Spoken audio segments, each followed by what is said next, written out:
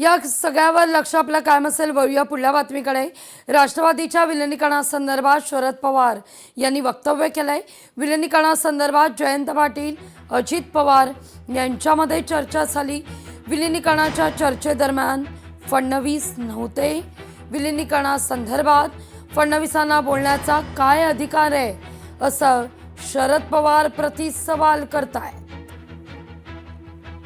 त्यांना माझा उल्लेख करण्याचा काय अधिकार आहे समजलं.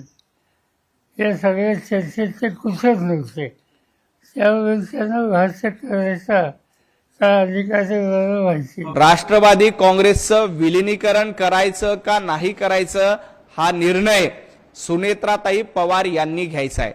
सुनेत्राताई पवार या राष्ट्रवादी काँग्रेसच्या सर्वेसर्वा आहेत. सुनेत्राताई जो काही निर्णय घेतील त्या निर्णयाला भारतीय जनता पार्टीचा पूर्णपणे पाठिंबा असेल. सोबत आणि दादांचा काय चर्चा झाली हे आम्हाला काही माहीत नाही, परंतु पहिल्यापासूनच माझं मत होतं की सगळे एकत्रित झाले पाहिजे आणि एकत्रित झालं असतं तर मला वाटतं एक चांगल्या प्रकारचं वातावरण या राज्यामध्ये तयार झालं असतं. कोणाला काय अधिकार आहे,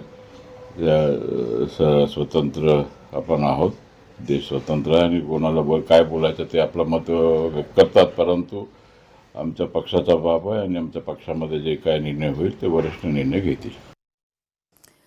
सुनेत्रा पवार यांच्या शपथविधीवर भाष्य करायचं नाही, पण शपथविधी झाला हे चांगलं, संधी दिली हेही चांगलं, अशा माफक शब्दात शरद पवार वक्तव्य करतायत.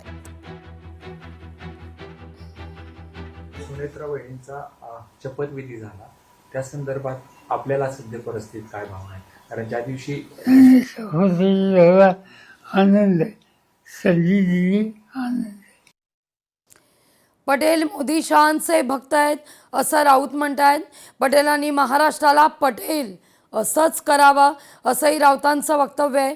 पटेल फक्त त्यांची बाजू मांडतायत असं संजय राऊत यांचं विधान आहे.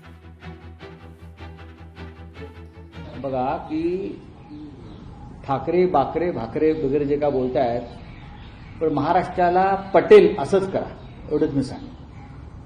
महाराष्ट्राला आणि मराठी माणसाला जे पटेल तेच करा.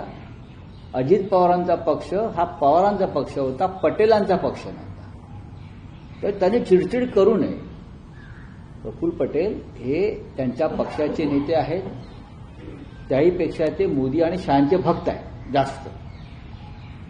त्यांनी त्यांचे ते कार्य करत राहावं. लोकशाही मराठी ऐका, पहा, जागरूक रहा.